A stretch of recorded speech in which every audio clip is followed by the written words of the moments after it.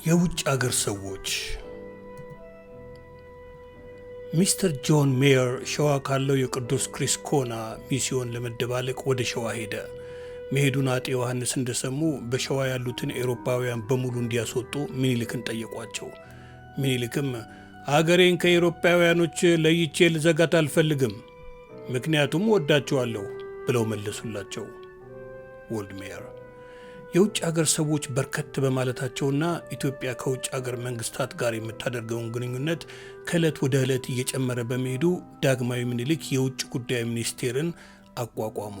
ለመጀመሪያ ጊዜ ከተሾሙት ሚኒስትሮች መሃል ነጋድራስ ኃይለ ጊዮርጊስ የንግድ ሚኒስትርና የውጭ ጉዳይ ሚኒስትር ሆነው ተሾመዋል። አዲሱን የውጭ ሀገር ሚኒስቴር ካቋቋሙ በኋላ ደንቡ አወጡ።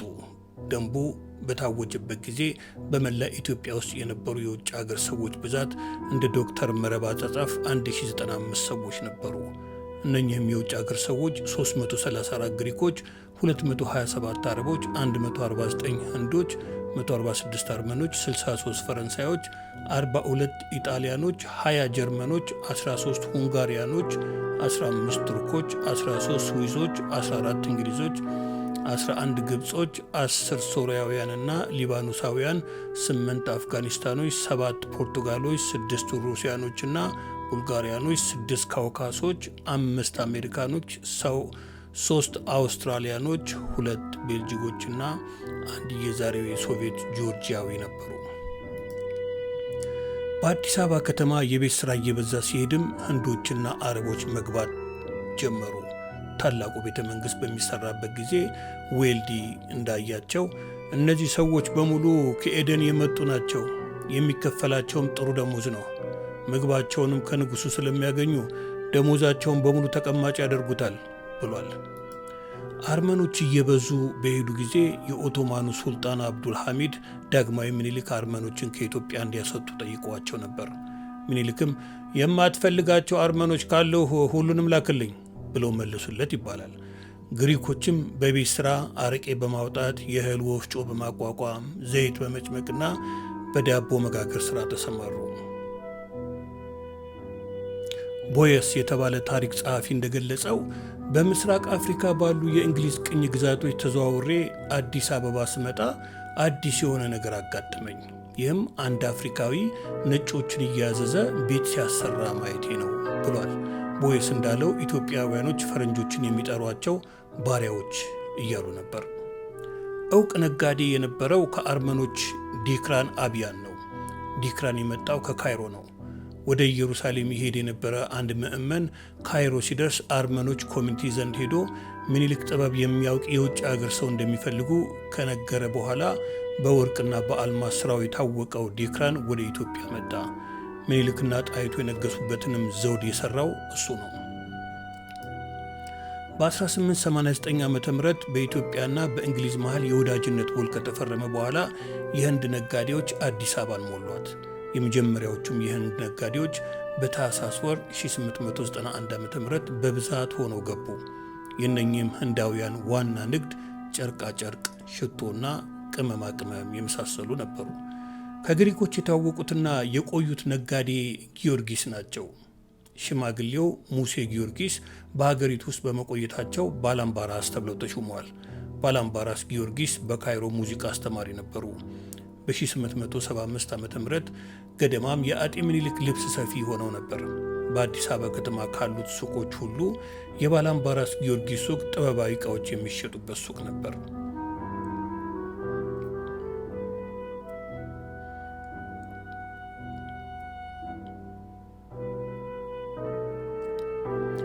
ግሪኮችና ኢጣሊያኖችም በቤት ስራው ተግባር ተሰማርተው ነበር።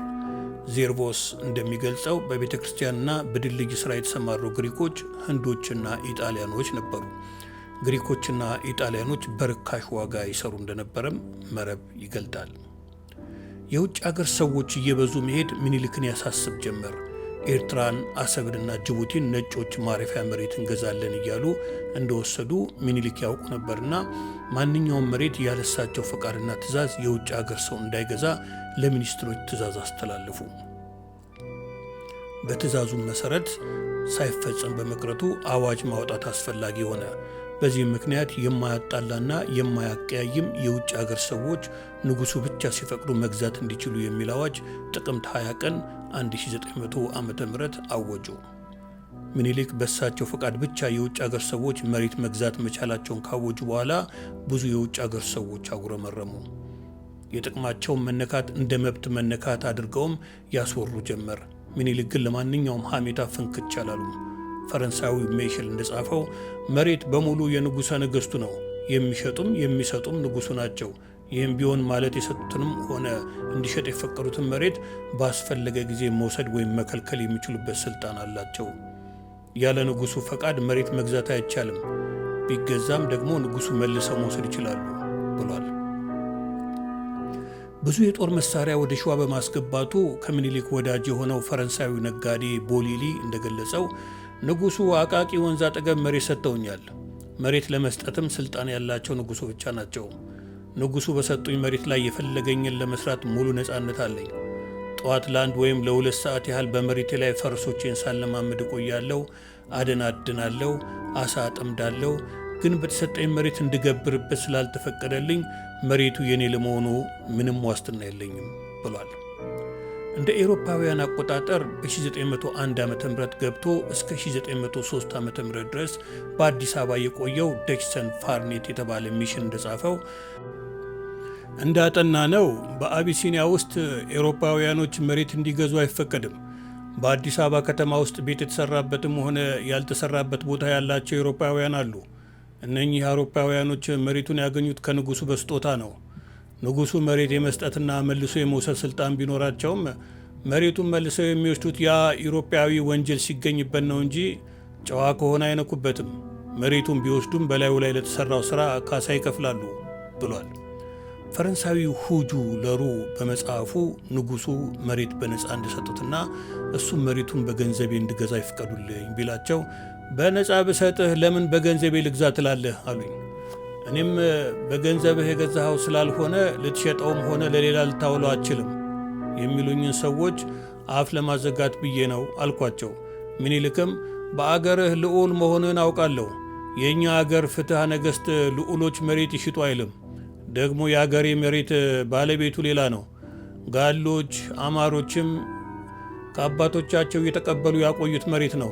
ስለዚህ መሬቱ የሁሉም ስለሆነ አይሸጥም። ማንም ሰው መሬቱን ሊሸጥ አይችልም። መሬትን መሸጥም መስጠትም የሚችለው የመሬቱ ጌታ ነው። እስቲ ልጠይቅህ፣ አንድ የእንግሊዝ ሰው ፈረንሳይ አገር መሬት ልግዛ ብሎ የሚጠይቀው በእንግሊዝ ሕግ መሰረት ነው ወይስ በፈረንሳይ ሕግ መሰረት አሉኝ። እኔም በፈረንሳይ ሕግ መሰረት ነው አልኳቸው። ምኒልክም ይሄ ከሆነ በአገርህ አንድ የውጭ አገር ሰው አንዲት የመሬት ቁራጭ በገንዘቡ እንዲገዛ ብለው ንጉሳችሁ ይፈቅዱለታል አሉኝ። እኔም የለም፣ አንድ ሰው ባለው መሬት ግብር ይከፍላል እንጂ በአውሮፓ አንዱ በአንዱ አገር መሬት የለውም አልኳቸው። ምኒልክም እዚህም እኛ ጋር ልክ እንደ አውሮፓ ነው። አንድ የውጭ ሰው አበሻ ውስጥ መሬት ማግኘት የሚችለው በአበሻ ሕግ መሰረት ነው። የውጭ አገር ሰዎችንም መሬት እንድትገዙ ከፈቀድኩና ባለ መሬት ከሆናችሁማ ለእኔ ምን ቀርቶኝ ይገዛለሁ አሉኝ ይላል። ሬይ የተባለው ታሪክ ጸሐፊም ደግሞ ማንም ኤሮፓዊ በአበሻ ውስጥ መሬት እንዲገዛ አይፈቀድለትም፣ በኪራይ ግን 30 ዓመት ድረስ መያዝ ይችላል። በልጅ ኢያሱ ዘመን አንዳንድ የውጭ አገር ሰዎች መሬት መግዛት ጀምረዋል። በ1908 ዓ.ም እንደ ኤሮፓውያን አቆጣጠር ምኒልክ ሽባ ወይም ፓራላይዝ ከመሆናቸው በፊት እንኳን የውጭ አገር ሰዎች አበሾችም ቢሆኑ በአዲስ አበባ ከተማ ውስጥ የግል የሆነ መሬት አልነበራቸውም። ጠቅላላ ከተማው በንጉሱ ስልጣን ስር ነበር። ምኒልክ ለአንዳንድ አበሾች በከተማ ውስጥ መሬት ሰጥተዋል። የሰጡትም እንዲያለሙትና እንዲሰፍሩበት እንጂ የግላቸው እንዲሆን አይደለም። ንጉሱ እንደታመሙ መኳንንቱ ሁሉ የመሬት ሽሚያ ጀመሩ። በይዞታችን መሰረት እንገብር እያሉም የኢያሱን ሞግዚት ራስ ተሰማን ማስፈቀድ ጀመሩ። አቡኑም ከመኳንንቱ ጋር እየተሻሙ የቤተ ክርስቲያን ቦታ እያሉ ይይዙ ጀመር። ራስ ተሰማም በልጅ ኢያሱ የተሾሙበትን ቢትወደድ በሚለው ማኅተማቸው እያተሙ መሬት ይሰጡ ጀመር። በዚህ ሽሚያ መሃል የውጭ አገር ሰዎችም ገብተው መሬት ማግኘት ጀመሩ። አሁን ደግሞ ነገሩን ወደ ነበረበት ለመመለስ አበሻ የአበሾች ነች የሚል ፍልስፍና ተጀምሯል ብሏል። የውጭ አገር ሰዎች በኢትዮጵያ ውስጥ እየበዙ የሄዱበት ዋናው ምክንያት ለመግባትም ሆነ ለመውጣት ቁጥጥር ስላልነበረ ነው። የውጭ ሀገር ሰዎችን እንደፈለጉ መግባትና መውጣት ለማስቀረትና አገሪቱ በስነ ስርዓት እንድትመራ የሚከተለው አዋጅ ታወጀ። አዋጅ እስከ ዛሬ ድረስ ቆንስሉ ሳይታወቅ በኢትዮጵያ ውስጥ የሚኖር ብዙ አይነት የውጭ ሀገር ሰው አለ። ስለዚህ ካሁን ቀደም በሌጋሲዮን መዝገብ ያልተጣፈ የውጭ ሀገር ሰው ሁሉ ቆንስሉን አስታውቆ በሌጋሲዮኑ መዝገብ ይጣፍ። ቆንስል የሌለው ግን እንደዚሁ ቀደም ያለ ቆንስል አዲስ አበባ መኖር አይችልምና ስለዚህ የሚያድርበትን ቆንስል ለይቶ ያስታውቅ። ደግሞ ቆንስል ሳይኖረው ቀርቶ ዜግነቱን ወደ ኢትዮጵያ መንግሥት ማድረግ የሚፈልግ ሰው ይህንኑ ዜግነቱን ወደ ኢትዮጵያ መንግሥት ማድረጉን የሚፈቅድለትን ወረቀት ከመንግሥቱ ተቀብሎ ካመጣ በኋላ እንደ ደንቡ ከኢትዮጵያ መንግሥት መዝገብ ይጣፋል። እንደዚሁም ቆንስሉን አስታውቆ በሌጋሲዮኑ ወይም በኢትዮጵያ መንግሥት መዝገብ ለመጣፍ ከዛሬ ጀምሮ 3 ወር ድረስ ቀን ሰጥተናል። ከዛሬ ጀምሮ 3 ወር ድረስ እንደ ደንቡ ከመዝገብ ሳይጣፍ የቀረሰው ግን የኢትዮጵያን መንግሥት ለቆ መውጣቱ የታወቀ ይሁን። ግንቦት 20 1905 ዓ.ም አዲስ አበባ ተጻፈ። ዳግማዊ አጤ ምኒልክ ለውጭ አገር ሰዎች የነበራቸው አስተያየት ከፍ ያለ ነበር። ያደንቋቸዋል፣ ያከብሯቸዋል። አንድ ሰው ወስለት ካለ ግን የተከበረውን ያህል ይዋረዳል። ብዙዎች የውጭ አገር ሰዎች ይህን የምኒልክን ጠባይ እያብራሩ ገልጸውታል። በአዲስ አበባ ከተማ በቤተ መንግሥት ውስጥ የነበሩ የውጭ አገር ሰዎች አቀባበል እንዴት እንደነበር ከኸርፐርት ቪቫን መጽሐፍ በጥቂቱ እንመልከት። ሰኞ ከሰዓት በኋላ በ10 ሰዓት ተኩል ከንጉሡ ጋር እንደምገናኝ ተነገረኝ። ምኒልክ ከጠዋቱ 11 ወይም 12 ሰዓት ሥራ ይጀምራሉ። በጥቂት ሰዓታት ውስጥ ሥራቸውን ይጨርሳሉ። በእንግሊዝ ሌጋሲዮን ውስጥ አንድ ቤይሩት የተማረ አበሻ ስላለ እሱን ለአስተርጓሚነት ይዤ ተጓዝን። አበሻው አስተርጓሚ ረጅም ጭራ ባለው ነጭ ፈረስ ላይ ተቀምጦ ቢጫ ቦት ጫማ አድርጎ ሰማያዊ ኮትና ሐር ሸሚዝ ለብሷል። እኔም በደካማዋ አሳዛኝ በቅሎዬ ተቀምጬ ያለኝን ልብስ ለባብሼ ካኪ ባርኔጣዬን አድርጌያለሁ። ሁኔታዬም እኔኑ ራሴን ያሰቃይ ነበር። ግቢው በረጃጅም እንጨት ታጥሯል። 5 ወይም 6 እርምጃ ስፋት ባለው በር ስር አልፈን ከዚያ ውጭ በቅሎና ፈረስ የሚጠብቁ ብዙ ጭፍራዎች አሉ። ሌላውን አጥር አልፈን ስንገባ ከበቅሎ እንድንወርድ ጠየቁን። በእግራችን ወደሚቀጥለው ግቢ ወደሚያስገባው በር ሄድን። ይህ በር ካለፍናቸው በሮች ሁሉ ረጅምና ሰፊ ነው። በስተግራችን መቅደስ የመሰለ ከእንጨት የተሠራ ሕንፃ አለ። የምኒልክ አዳራሽ ነው። በበረንዳው ላይ የተለያዩ ስዕሎች አሉ። ግቢውን በሚያሳይበት አቅጣጫ በኩል ጥቋቁር አበሾች ቆመዋል። ከእነሱም አጠገብ የንጉሥ ወንበር አለ። በእንግሊዝ ሌጋሲዮን አግኝቸው የነበረ አጋፋሪ ደረጃውን እየሮጠ ወርዶ መጣና እጄን ጨበጠኝ። ከዚያም መምጣታችንን ለንጉሡ ለመንገር ተመልሶ ሄደ። ከካፒቴን ሃሪንግተንና ከኔ የመጣውን ስጦታ በሳጥን ከያዘው ሰውዬ ጋር ጥጋት ይዘን ቆመን። ከኋላችን ያለው የፍርድ አዳራሽ ነው። ክብ ሕንፃ ነው። ንጉሡ ከበረንዳው ላይ የሆኑና የቀረበላቸውን የፍርድ ጉዳይ ሁሉ የሚፈጽሙት ከዚያ ነው። ከቆምንበት በስተቀኛችን ያለው የግብር አዳራሽ ነው። ረጅም ነው። በታላላቅ የግብር ጊዜ እስከ 10,000 ሰዎች ገብተው ጥሬ ሥጋ ይበሉበታል። ካለንበት ቦታ 20 ደቂቃ ያህል ቆየን። ስንጠራ ትልቁን የሕዝብ አዳራሽ አልፈን ሄድን። ሐር የለበሱ መከዳዎችን አየሁ። ይህም ንጉሠ ነገሥቱ የውጭ አገር ሰዎችን የሚገናኙበት ቦታ ነው። አለፍ ብሎ ያላለቀ ደረጃ አለ። ደረጃውም ወደ ምኒልክ ልዩ በረንዳ የሚወስድ ነው። ንጉሡ በእንጨት ወንበር ላይ እግራቸውን አጣምረው ተቀምጠው አየሁ። ባልባሌ ሁኔታ የሚታዩ አበሾች አሉ። የልጅ ልጃቸው ጥሩ ልብስ ለባብሶ ባዶ እግሩን ከንጉሥ ወንበር ኋላ ቆሟል። ከኋላቸው ስዕሎች አሉ። ከነኛ የተለያዩ ስዕሎች ውስጥም ደስ የሚል የፒኮክ ወፍ ስዕል አይቻለሁ። በስዕሉ ነጫጭ ፈረሶች፣ አበባዎች፣ ዝሆኖች ሁሉ አሉ። የማስተዋወቅ ሥርዓት አልተካሄደም። እንደገባሁ ምኒልክ እጃቸውን ዘረጉልኝ። እጅ መሳብ እንደሚገባ ነግረውኝ ነበርና እጅ ነስቼ ያን የተከበረ እጅ በከንፈር የነካሁት። ንጉሡም ደስ አላቸውና ሲሉ ሰማኋቸው። መች መጣ ሲሉ ጠየቁኝ። እኔም ሳልቆይ መልሱን ነገርኩ። እንዲያው ወሬ ለመጀመር ነው እንጂ የጠየቁት መቼ እንደመጣሁ ያውቃሉ። እንኳን በአዲስ አበባ በጠቅላላው በአገሪቱ ውስጥ ያለው የአውሮፓውያን እንቅስቃሴ ዕለት በዕለት ሁኔታው ይነገራቸዋል። አስተርጓሚውም ስለ እኔ የተለያየ ጥያቄ ጠየቁት። ለእኔ እንዲያስተረጉምልኝም ጊዜ ይሰጡታል። ከዚያ በኋላ አጠገባቸው ወዳለ ወንበር ጠቆሙኝና እንድቀመጥ አዘዙኝ። ስጦታ የተያዘበትን ሳጥን ቀረበ። ከበፊቱ ለንጉሡ ምን ስጦታ እንደምሰጥ ከባድ ሐሳብ ይዞኝ ነበር። ስጦታ ማምጣት ደግሞ ስርዓት ነበር። ኢትዮጵያውያንም ከብዙ ሺህ ዓመታት ጀምረው እንደ ልምድ የያዙት ነው። ስጦታው እንደ ግብር ይቆጠራል። ኢትዮጵያውያን እንደ ግብር ቢቆጥሩትም የተሰጣቸውን ይቀበላሉ እንጂ አያስገድዱም። እንደ ፈረንሳዩ አገር ጎብኚ አሻንጉሊት ሰጥቼ ንጉሱን እንዳላስቆጣ ተነግሮኛል። ልጅ መሰልኩ ወይስ የማላውቅ መሰልኩ ብለውታል አሉ። ደስ ያለኝ ነገር እኔ ያመጣሁላቸው ማውዜር ሽጉጥ ነው።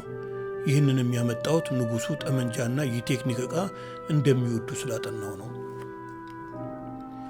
የማውዜር ሽጉጥ ከተፈለሰፈበት ጊዜ ጀምሮ ብዙ ሰዎች ለምኒልክ እንዳመጡላቸው ሰምቻለሁ። የእንግሊዙ ሚኒስትር የላኩት የተለየ ሽጉጥ ግን ምኒልክን በጣም አስደሰታቸው። ያላዩት ነበር። ሽጉጡን ይዘው ለብዙ ደቂቃዎች ወደ በረንዳው እያነጣጠሩ ኢላማ መግባቱን ሲያዩበት ቆዩ። ቀጥሎ የኔ ስጦታ የሆነው ማውዜር ሽጉጥ ሰጠዋቸው። ምኒልክ ብዙ ማውዜር ሽጉጥ ቢኖራቸውም እኔን ለማስደሰት ብለው በፈገግታ ተቀበሉኝና ደስ ብሏቸው ወደ ጎናቸው አሳልፈው ሰጡ።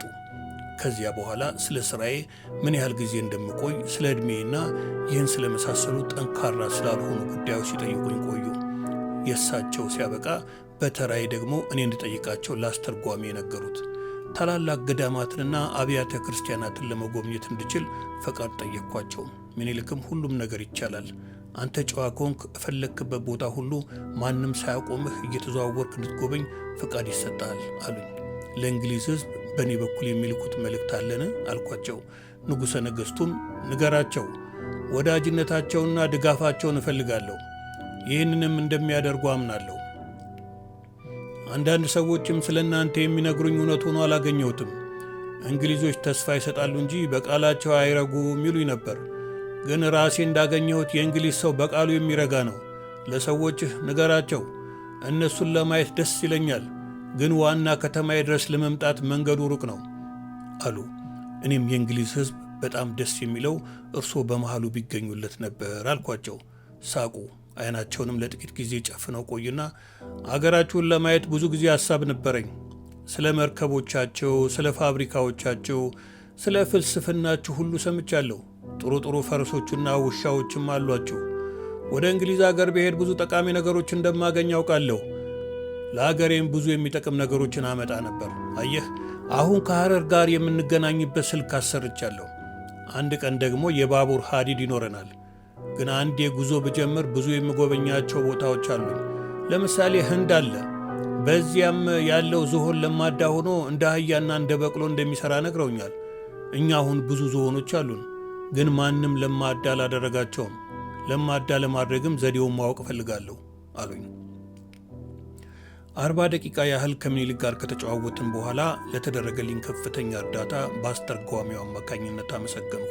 ምኒልክም እኔም በማየታቸው መደሰታቸውንና የሚያስፈልገኝ ነገር ቢኖር ለእሳቸው እንድነግራቸው ነግረውኝ እጅ ነስቼ ወጣሁ። ከእንግሊዝ መንግሥት የተላከው እንግሊዛዊው ከንት ግሊከን ደግሞ ስለ ምኒልክ እንግዳ አቀባበል የሚከተለውን ጽፏል። በማግስቱ 9 በእኛ አቆጣጠር ከጠዋቱ 3 ሰዓት ከምኒልክ ጋር የምንገናኝበት ጊዜ ስለነበር ሚስተር ኢልግና ግራዝማች ጆሴፍ አብረው መጡ። ሁለቱም ሙሉ የማዕረግ ልብስ ለብሰዋል። የኢትዮጵያ ኮከብ የሚባለውንም ኒሻን አድርገዋል። ኮከቡ ከወርቅ የተሰራ ነው። የአንገት ማጥለቂያው ማተቡ በአገሪቱ ሰንደቅ ዓላማ በሆነው ቀይ፣ ቢጫ፣ አረንጓዴ ጨርቅ ተከቧል። ከነሱ ጋር የመጣው ሰራዊት በሺህ የሚቆጠር ነው። የሕዝቡ አለባበስ ቀይ ጥለት ያለው ነጭ ሸማ ነው። በጦርነት ተካፋይ የነበሩት ሰዎች ነጭ ሐር ሸሚዝ ለብሰዋል። በየቦታውም የኢትዮጵያ ዓላማ የሆነው አረንጓዴ፣ ቢጫ፣ ቀይ ባንዲራ ይውለበለባል። አጀቡ ለሁለት ተከፍሏል። በእያንዳንዱም ክፍል ከ3 እስከ 4 ሺህ ሰዎች አሉበት። አፈ ንጉሡ ወይም የፍርድ ሹሙ ጨዋ ሽማግሌ ሰው ናቸው። ሰፊ ጥቁር ባርኔጣ አድርገዋል። ከባርኔጣው ስር አረንጓዴ ሐር ጨርቅ አስረዋል። ዙሪያውን በወርቅ ክር የተዘመዘመ ጥቁር ሐር ካባ ለብሰዋል። ከውስጥ ውብ የሆነ ወይን ጠጅ መልክ ያለው ሸሚዝ ለብሰዋል። ቀይ ሐር ሰገባ ያለው ረጅም ጎራዴ ታጥቀዋል። ተከታያቸው ጠመንጃቸውን አንግቦ በወርቅ ያጌጠ ጋሻቸውን ይዟል። በጠቅላላው ውብ ናቸው። ግሩም የሆነች በቅሎ ዙሪያውን በወርቅ ክር የተዘመዘመ ሐር ልብስ ለብሳ ከምኒልክ ዘንድ በተላከችው በቅሎ ሚስተር ሮድ ተቀምጦ በብዙ አጀብ ታጅበን ወደ ቤተ መንግሥት ሄድን። ድምፁ እየቀረበን ሄደ። በመጨረሻም አየናቸው። የንጉሡ ነጋሪት መጪዎች ነጋሪት መቺዎቹ 15 ወይም 20 ይሆናሉ። እነኚህ ሻንቅሎች ነጋሪት መቺዎች መሬት ላይ መደዳውን ተቀምጠዋል። ረጃጅም ቀይ ሸንትር ያለበት ሸሚዝ ለብሰዋል። እያንዳንዱ 2 የከረቦ መምቻ ዱላ ይዟል። ከፊታቸው መጠነኛ የሆነ ከረቦዎች ከመሬት ላይ ተቀምጠዋል። የያዟቸው የከረቦ መምቻ ዱላዎች አንደኛው ወፍራም ሲሆን አንደኛው ቀጭን ነው። የዱላዎቹ መቅጠንና መወፈር ከረቦው ከሚመታበት ጊዜ 2 የተለያዩ ድምጦች ያወጣሉ። የመጀመሪያውን በር ስንገባ ጦር የያዙ ብዙ ወታደሮች ሁለተኛው በር ድረስ ቆመዋል። ሁለተኛውን በር እንዳለፍን 70 የሚሆኑ መድፎች ግቢ ውስጥ ተጠምደዋል። መድፎቹ ያሉት ከትልቁ አዳራሽ አጠገብ ነው። ከመድፎቹ ውስጥ 49ኙ ከአድዋ ጦርነት የተማረኩ ናቸው። በእያንዳንዱ መድፍ አጠገብ መድፍ ተኳሾች ቆመዋል። መድፍ ተኳሾቹ መደቡ አረንጓዴ ሆኖ ባህር የተጠለፈ ልብስ ለብሰዋል። መልእክተኞቹ በሙሉ በቂ ብርሃን ከሌለበት አዳራሽ ውስጥ ገባን። ንጉሠ ነገሥቱ ከአዳራሹ መጨረሻ ካለው ዙፋናቸው ላይ ተቀምጠዋል። ዙፋኑ ባህር የተሸፈነና በጥሩ ምንጣፎች ያጌጠ ነው። ንጉሡ ግንባራቸው ላይ የተለመደውን ነጭ ሻሽ አስረዋል። ሻሹ ከኋላቸው በኩል ክፍት ሰማያዊ በሆነ ማበቻ ታብቶ ማበቻው ጨርቅ ከጀርባቸው ላይ ወርዷል። ማንጠልጠያው በአንገታቸው ዙሪያ ዞሮ ደረታቸው ላይ የሚታየው ከሩሲያ ካተራይን የተሸለሙት ታላቅ የክብር ኒሻን ነው። ንጉሡ በሚያስገርም ሁኔታ በጥልፍ ባጌጠ መከዳ ላይ ተቀምጠዋል። ጠንካራ በሆነ እጃቸው ከሚስተር ሮድ ጋር ተጨባበጡ። ጠቆር ብሎ ፈንጣጣ በተቀጠቀው ፊታቸው ፈገግታ አሳዩ። ከንግሥት ለተላክነው ልዩ መልእክተኞችም ከአንገታቸው ቀልበስ ብለው እጅ ነሱንና እንድንቀመጥ አዘዙን። በስተቀኛቸው አዲስ አበባ ውስጥ የሚኖሩ የውጭ አገር ሰዎች ቆመዋል። ከእነሱም ውስጥ የአርሊንሱ ልዑል ሄንሪ ለቪኮንት ደ ፖንኬንስ ሙሴ ሙሪኮን፣ የፖስታ ቤት ዳይሬክተሩ ሙሴ ሞንዶን ሙሴ ቦንቫሎ፣ ኮሎኔል ሊዮንቴቭ እና 2 የሩሲያ መኮንኖች የኮሳክ ልብስ ለብሰው ቆመዋል። ሙሴ ሳቦሬ እና ብዙ ሌሎች ኤውሮፓውያንም ቆመዋል። በጠቅላላው 15 ያህል ይሆናሉ። በአብዛኛዎቹ የቆሙት ኤውሮፓውያን አጊጠውና ሜዳሊያዎቻቸውን አድርገው ነው። ሙሴ ኢልግ አማካሪ እንደመሆኑ ከምኒልክ ቀኝ ጎን ቆሟል። በስተግራቸው በኩል ልዑላን የየአውራጃ ገዢዎች የሆኑት ራሶች፣ ደጃዝማች፣ ቀኛዝማቾች፣ ግራዝማቾች ቆመዋል። ንጉሡ ዘንድ ጠጋ ብለው መሬት ላይ የተቀመጡት የሟቹ የቴዎድሮስ ልጅ ራስ መሸሻና ከጥቂት ዓመታት በፊት የሚኒልክን መንግሥት ለመገልበጥ ተነስተው ያልተሳካላቸው ራስ ሥላሴ ነበሩ። በአዳራሹ ዙሪያ ክብ የጋላ ባህል ልብስ የለበሱ ብዙ ሰዎች ቆመዋል። እንደ ልማዳቸው ከንጉሡ በስተኋላ በወርቅ ክር የተጠለፈ ቀይ ጃንጥላ ተይዟል። የንግሥት ጣይቱ የወንድም ልጅ ደጃች ጉሻ ትልቅ ጭራ ይዘው ከንጉሡ በስተግራ ቆመዋል።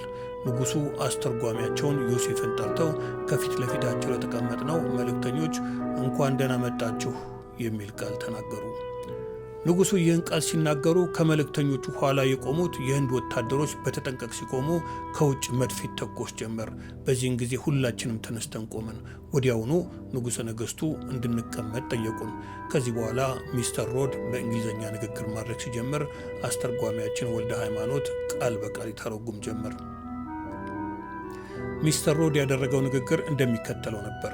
ለግርማዊነቶ የተላከውን ደብዳቤ ከታላቋ የእንግሊዝ የአየርላንድና የህንድ ንግሥት ከሆኑት ከገዢ ያመጣሁትን ደብዳቤ ያቀርባለሁ። ንግሥታችን 60 የደስታ ዘመን አሳልፈዋል። ከማንኛውም ዜጋና ሕዝብ ጋር በሰላምና በወዳጅነት ቆይተዋል። ለዚሁ ለታላቅ ወዳጅነትና በሰላም አብሮ ለመኖር የሚያስችለውን ከንግሥታችን የተላከውን ልዩ መልእክት ለግርማዊነቶ ሳቀርብ ታላቅ ደስታ ይሰማኛል። በሁለቱ አገሮቻችን መሃል ጸንቶ የቆየ ወዳጅነት ለወደፊትም እንዲቀጥል የንግሥታችን ምኞት ነው ብሎ ተናገረ። ንግግሩ ካለቀ በኋላ እያንዳንዳችን ከንጉሡ ጋር ሚስተር ሮድ አስተዋወቀን። ከዚህ በኋላ ልንሄድ ተነሳን። ከመሄዳችን በፊት ንጉሠ ነገሥቱ አዲስ በተሰራውና ነገ በሚከበረው የቅዱስ ጊዮርጊስ ቤተ ክርስቲያን በዓል ላይ እንድንገኝ ጋበዙን። ከሚስተር ሮድ ጋርም በቀጠሮ ብቻ እንደሚነጋገሩ ነገሩት። ከዚህ በኋላ እጅ እየነሳን ወጣን።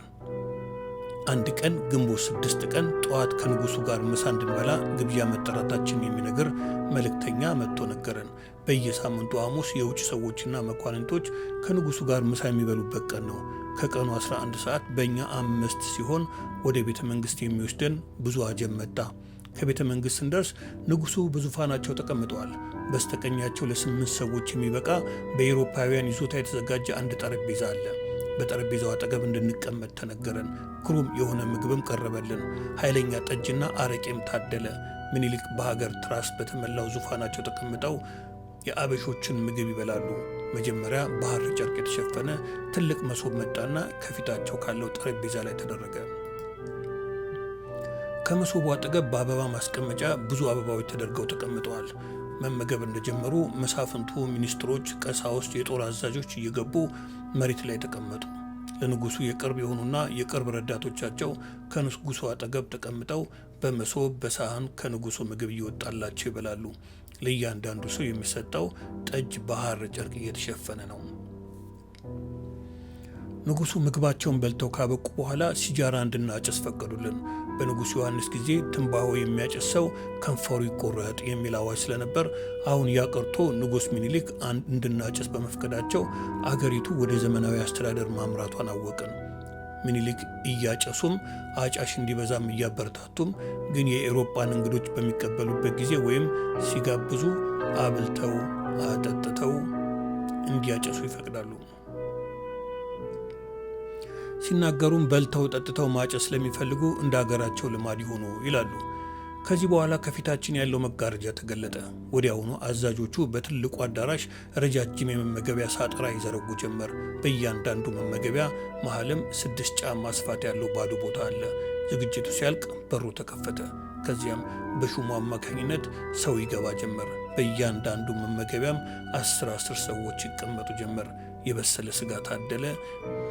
በትልልቅ ብርሌም ጠጅ ተሰጠ። በሩብ ሰዓት ውስጥም ግብሩ አለቀ። ባዶ የሆኑት ብርሌዎች እንደገና ይሞሉ ጀመር። ሹሙ ሲያዝ የበሉት በአንድ በር ሲወጡ፣ ያልበሉት በሌላ በር ገቡ። አዳራሹ ሲሞላ በሩ ተዘጋ። እንደ መጀመሪያው ሁሉ አሁን የሚገባው 500 ሰው ይሆናል። እንዲህ እያለ 4 ጊዜ ግብሩ ተደጋገመ። ግብሩንም የተጋበዘው 2000 ሰው መሆኑ ነው። ግብሩ አልቆ ከመውጣታችን በፊት ምኒልክ ከሚስተር ሮድ እና ከፔንቺንግ ጋር ጭውውት ጀመሩ። ጭውውቱም በኢትዮጵያ የእባብ መርዝ መድኃኒት ስለሌለ የእባብ መድኃኒት እንዲያስመጡላቸው ነበር። በቤተ መንግስቱ የእባብ መድኃኒት ስላለ ህዝቡ በተነከሰ ጊዜ ወደ ቤተ መንግስት ይመጣል። ብዙ ግን መምጣት ስለማይችል በየቦታው የእባብ መድኃኒት ለህዝቡ እንዲደረግለት መፈለጋቸውን ምኒልክ ጠየቁ። እነ ፔንቺንግ ስለ ጀርሞች ነገሯቸው። ንጉሠ ነገሥቱ ለሳይንስ ከፍተኛ ስሜት ስላላቸው በማግስቱ ሚስተር ሮድ ማይክሮስኮፕ ሰጣቸው። ንጉሡም በዚያ ለመጀመሪያ ጊዜ ጀርም አይተው በጣም ተደሰቱ። ሌሎች ፍልስፍናዎችንም ለማየት እንደሚመኙ ነገሩት። ሮድ ማይክሮስኮፑን ከመስጠቱ በፊት ይህን ነገር ካመጣሁት ቆይቼ ነበር፣ ግን የጥንቆላ ነገር ነው ስላሉኝ ፈርቼ ያቆየሁት ቢላቸው፣ ምኒልክ በጣም ስቀው እውነትህን ነው፣ በአጤ ዮሐንስ ጊዜ ቄሶች ሁሉን ነገር አይቀበሉ ስለነበር ከባድ ችግር ነበር። አሁን ግን ሁሉም ነፃ ሆኖ በነፃ እንዲገባ ደንብ ወጥቷል አሉት ሲል ጽፏል።